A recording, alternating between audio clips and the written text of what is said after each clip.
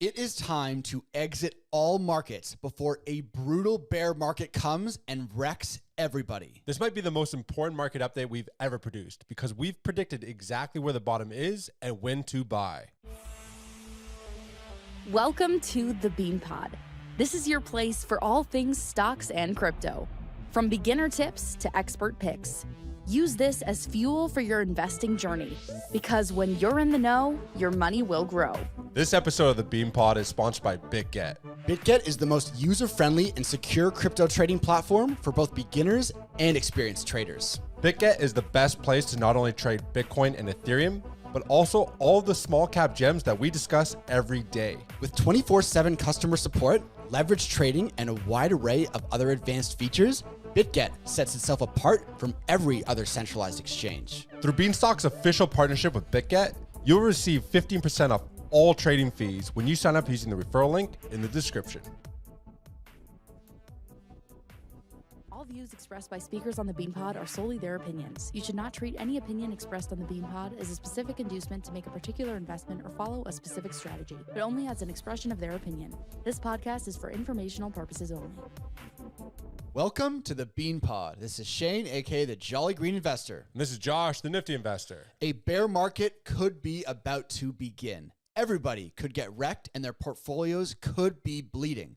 But in today's episode, we're going to predict when the bottom is going to be and where we are going to be buying again. The last few weeks have not been pretty for the crypto market. If you've noticed, we had one of the largest liquidations ever. It was nearly $20 billion in liquidations were wiped out on that historic day not too long ago. And it sent many of the altcoin prices to actual zero in some cases.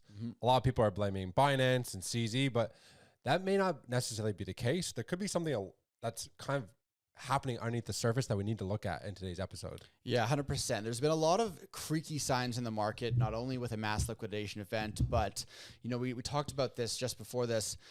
Negative news, when you see negative news really shake a market, you can see that there's troubling things, because if it truly is a bull market and markets are strong, typically a market will shake off negative news. For example, Trump tweeting about, oh, there might not be a China deal. We might not go to China. Well, if things were really bullish and markets were strong, the market would maybe go down 1%, but shake that off. But what have we seen over the past couple of weeks? Trump has tweeted about China and the market absolutely nukes. And we're talking about Bitcoin and crypto specifically because it is more of the risky market. And then what have we seen with gold, right? Gold has been absolutely crushing it. And typically, gold is the safe haven asset. So that is telling the world economy potentially huge troubles are ahead because everyone is selling stocks, selling crypto, selling whatever they can, and buying gold. So there's a lot of signs we're going to look at in this episode. There's some bullish signs, but there's also a lot of bearish signs. So make sure you watch this until the end. Okay, let's have a quick look at the Bitcoin cycles. Obviously, if you've been following this show for a while, you know that we have been following these cycles quite intently. And I think we really need to look at the data here. This is very, very important to note. So the cycle consists of like a 4-year type of rhythm, right? Each halving is approximately 4 years or 48 months. But here's the interesting thing that you need to take note of. The peaks usually occur 12 to 18 months after the halving. The most recent halving was in April of 2024. Where are we right now? We're month 18. We've never had a peak after month 18 ever in the history of Bitcoin. And bottoms, they typically form 12 to 14 months after the peak. So when we dive in a little bit further into this episode, looking at what's happening under the surface, because this is really important data, you realize, hey, maybe this is actually the top for Bitcoin as we're in month 18. Yeah, there's a lot of signs that show that. I mean, here's the thing. Everybody predicted that October and Q4 of this year was going to be bullish as the blow off top because it lined up with most of the past other cycles, right? But what we cautioned in just our last market update a few weeks ago is say, look, when everyone agrees that something is going to happen, does it usually happen? Well, the answer a lot of the time is no. That's why we said, look, in the second of our scenarios from the last market update, we said, well, how about if Q4 and especially October is not blow October, it's Wrecktober, and the market turns so bearish that everyone thinks it's over.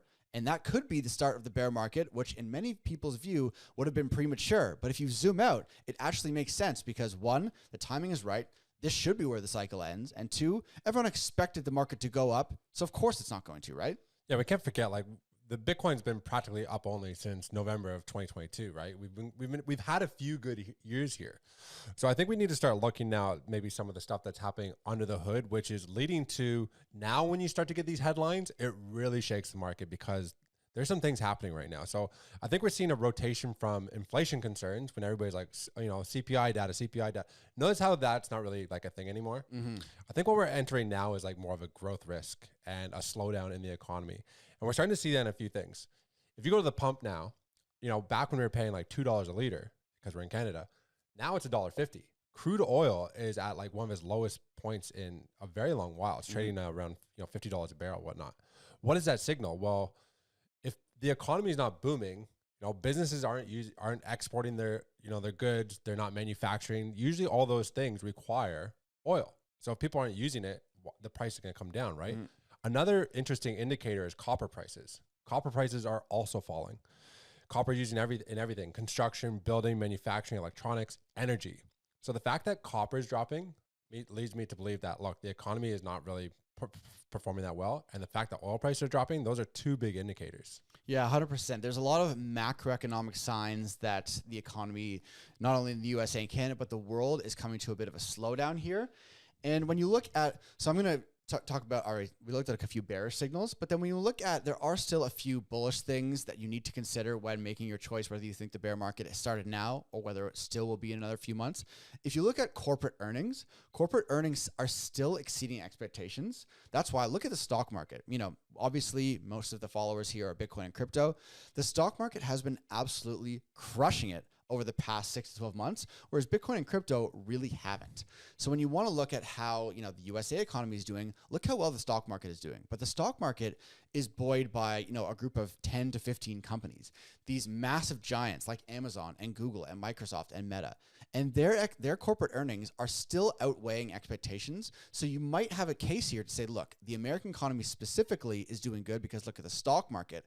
But then when you look at the underlying signals, like Josh just mentioned, there are some signs of unrest. Will those signs come to boil now over the next few months, or will they be pushed back by 3 to 4 or 5 months like a lot of people are hoping, right? That's the debate.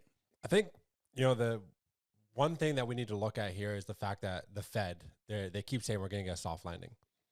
How often have they ever actually provided us with a true soft landing?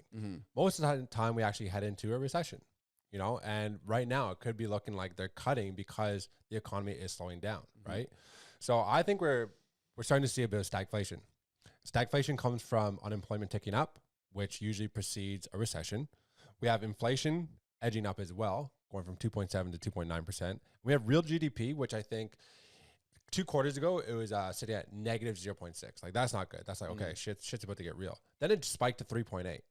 When did that spike happen? It happened after Trump announced the tariffs. I think what ended up happening is all these manufacturing facilities and warehousing distribution, they stockpiled everything. So it made it look like the economy was actually doing something. Right. I think we're going to start to see another contraction in GDP again moving forward, which is currently highlighted by the oil prices and copper. Yeah, so there's definitely like a lot of bearish signs that we need to be, cognizant of in the economy. I would say on the flip side, if you are looking for, because at any moment in the market, there's going to be bearish and bullish signs, right? Yeah. Now we are leaning a little bit more bearish given these underlying things, but if you wanted to make a bullish case for the markets, you could look at the following. Well, one, the market has really been negatively impacted, specifically Bitcoin and crypto, as it is a risky asset, by Trump reigniting the so-called trade war with China.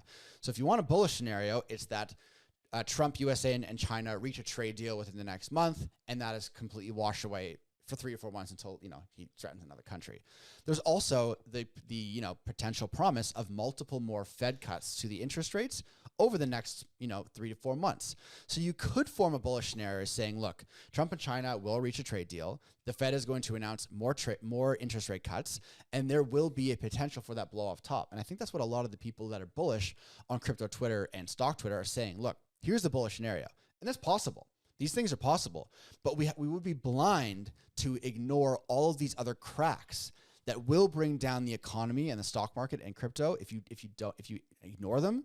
So we have to look at both cases here. There is a small bullish case if these things happen, which is no guarantee, but there are a lot of underlying cracks in the economy, right? And that's why we wanted to look at both sides. Yeah, another reason I'm leaning bearish right now is that government shutdown. This is one of the longest government shutdowns the U.S. has seen. And when the government shut down, there's a lot of things that can't get accomplished. And when you can't accomplish these things, businesses have to be like, well, we can't give you this because we're waiting on that. You know, we're experiencing a little bit of that where we live right now. And it's really hurting some of the businesses in town because you can't get certain licenses, you can't get certain products, et cetera. So I think that's going to have a big impact. And we're also not getting the necessary data.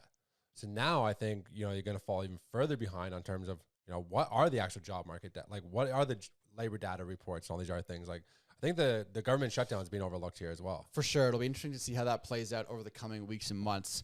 So now for our, obviously, Bitcoin. Do you have anything else to mention, or should we walk into the charts? I think we look at some of the charts, especially because there's some really interesting things that are revealing themselves in the heat maps, and we can go over some of that. For sure. So, of course, let's start with Bitcoin. So currently at time of recording, I tweeted something out the other day. Bitcoin is still technically just within a range. If you look at this on the weekly chart, the range bottoms out around 108K, 107, 108K, and tops out at 123K. We saw the deviation to the upside at 126K a few weeks ago when it broke all-time highs. Everyone was screaming blow off top. Then it was rejected back into the range. Then we saw the deviation just last week, which was about 103K. It bottomed out at, and we're back inside the range. So when you look at ranges and how they play out in any sort of chart, typically if it deviates to the top or the bottom and goes back within the range, there is a decent chance that it will retest the other side of the range. So in the potential opportunity that our bullish scenario plays out, where a trade deal is reached with China and more Fed rate cuts are announced, I would say that Bitcoin probably has a good chance of going back up to 123K. What happens from there is anyone's best guess. Then when we look at the heat maps, what do we see? Yeah, so Bitcoin has some really interesting things. There is a wee bit of liquidity, say around 130K. Whether we reach that or not, I think there's more significant liquidity to look at around 95, 96, 93K, the low 90s. And that's pretty interesting because when you look at the Bitcoin chart and pull it up on the monthly even, right? These EMA, the 20 and 50 EMAs, Bitcoin is like trading well above those, like, it typically comes back and does retest them, right? So we have the 20 EMA sitting around 87K, and we have the 50 EMA sitting around 62K. If you have the weekly 50 EMA, that's sitting around 100K. Obviously, you can get these wicks below to grab the liquidity, and 100K can still act as support. Yep. That's a 10% drop from time of recording, and it could still grab that liquidity around 96K. To me, that makes the most amount of sense. We are seeing a bit of cool off in the economy. We are seeing, you know, liquidity sitting in these zones. And we do have the EMAs to kind of support it as well. For sure. So there is the opportunity in kind of the scenario that we laid out in our market update 2 weeks ago, where Q4 ends up being so bearish that everyone thinks it's over. And maybe we do see the blow off top in Q1 or Q2, because that would line up with these heat maps where it goes down, it grabs the 95K liquidity from Bitcoin. Everyone's like, okay, we agree. This cycle top is over. Everyone is shorting. Everyone is max leveraged to the downside. And then we see a quick blow off top all the way back up to that 130K. That is a scenario to think about as well, right? So that's why we look at, we look at ranges, we look at EMAs, and we look at heat maps. Now, when we move to Ethereum, it gets a little bit more interesting, right? Because Bitcoin, you could say, okay, well, there's probably a bit more liquidity to the downside. But with Ethereum, if we're looking at it objectively, there's probably more liquidity to the upside around $5,000, which would be all-time highs again. Now, there is some liquidity to the downside around like, what, 3,300? Yeah. There is a gigantic thing of liquidity down at 2,000, which we better hope we don't visit anytime soon. But objectively, you'd have to say the heat map for Ethereum maybe points for more upside. Yeah, the fact that there is a large cluster of liquidity sitting around 5K, that's promising. You know, maybe we do get that late stage. I could see sucking in maybe a bit more retail with like an explosive move, because then all the altcoins will also rip, and it gives, you know, a bunch of these insiders and VCs a chance to kind of exit the market. But we all, like we said, we do have a little bit sitting at that 33K mark, which also coincides with the 50 weekly EMA. It could tag that, grab that liquidity, spike back up to 5,000, or it could reach for 5,000 now. Yep. Yeah, you never know. Right now, so ETH, it did touch the 200-day EMA daily on that massive flush that just happened. I think we're claiming the 100 EMA and then the 20 and 50, which are just above it. That's around 4150. If we can reclaim that sometime in the next week or two, that's probably bullish for me, and it would maybe go back up, and it could head towards that large spot of liquidity at 5K. But again, there are a lot of these bearish signs. And I think however you want to look at this, we are guaranteed we are in a late stage of the cycle. Yeah. So whatever you're going to do, you're going to position your portfolio. You need to be positioned to, say, look, it is quite likely that this is the end of the cycle, whether it's this month, whether it's next month, or whether it's in 3 to 4 months. This is the end of the cycle, whether you like it or not. So you never want to go like, this is not the time to be 100x leverage longing or shorting, even if you are bearish. Like just because we may be tending to go a little bit more bearish here doesn't mean we're going 50x short. No. These things can still pump and go blow off top for a week and then trap more people and then go down, right? So you never want to go all in and lose everything that you've gained over the last 3 years just because, you think you can do one last push of the chips in. Yeah, I think we're in that peak and distribution phase at that 18-month mark. So in terms of trying to time the bottom, and what I'd be looking for would be where Bitcoin tends to typically bottom out, and that is, approximately 12 months after the peak has been reached. Mm-hmm. We enter that, 365-day quote unquote bear market. So what I'm personally be looking to do is gobble up really good projects like BitTensor, 100%. I'll never sell that. I'll only ever look to add, and Bitcoin, because Bitcoin outperformed almost everything. And when you do BTC to whatever the other altcoin is, everything's down only versus Bitcoin. For sure. I want to be loading up mid next year, March, April, when all the recession headlines start to come out. It's because the recession already happened, right? All the smart players are thinking, because we talked about predicting the bottom and when the bottom is, it's going to be some point mid next year. And I think it's going to happen leading up to the midterm elections, because the market's got to look strong if Trump wants to get more seats, right? For sure, yeah. So looking ahead, I think that midterm rally, which is something that if you've been watching us for a very long time, you remember us talking about the midterm rally 3-4 years ago, right? So we could be looking at another midterm rally, which would coincide with the time where Trump needs votes. He can't have a destructive economy, a tanking stock market heading into the midterm, because he's done. Yeah. And this guy at the back of his mind, he wants to be the president forever, one way or the other.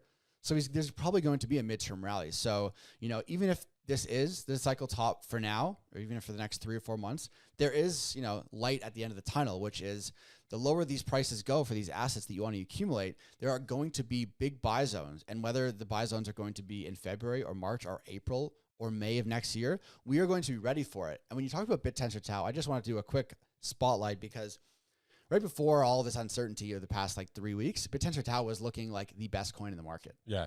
And I think that shows you that institutional interest is there for BitTensor. The BitTensor halving is coming up in December of this year. And with Bitcoin, we saw what happened with Bitcoin, and it always does. The best performance for Bitcoin is in the 6 to 8 months following the halving. Yeah. So if the BitTensor halving is in December of this year, 2025, that means it doesn't outperform right away. It's the 6 to 8 months following that. Lag, yeah. So if BitTensor now it's sitting at 380, 390, and the halving is December, perhaps there's a bit of bearish, it goes to 300 or whatever. Where is it going to be 8 months from there? That's why we're going to be looking to accumulate even more BitTensor, because perhaps everyone's calling for $1,000, $2,000 BitTensor now. Well, maybe it's actually Q3, Q4 of next year where you see that for BitTensor. Yeah, absolutely. No, I think there's so much strength there, and that all the shit that's happened with the Binance thing that occurred with CZ and all the different meme coins, and that just happened right at the market top, right? Mm-hmm. We also had all the Solana extraction that happened almost all year. I think anybody left in this space is going to be looking for true quality. Yeah. Right? We even had Amazon Web Services going down, affecting we talk about decentralization, all this other bullshit, right? Everything went down. Well, guess what? Truly decentralized plays like BitTensor, ones where there's no venture capitalists, no pre-mines, all this other bullshit. Mm-hmm. That's BitTensor, that's Bitcoin. And that's why all the money kind of flows to these real legit projects. Even that Zcash, right? We see that truly decentralized anonymous money, OG projects that have real use cases and real people working on them, as opposed to these trash meme coins, which have completely robbed the market of all of their money that we saw over the past 3 years. Yeah, I think the flight to quality could be real, and we're always going to be there with you guys. We're going to be ready to time the bottom when it happens and accumulate the absolute best projects. So make sure to like and subscribe if you like this kind of content. Hey, make sure you guys tune into the next episode. That one is going to be a banger.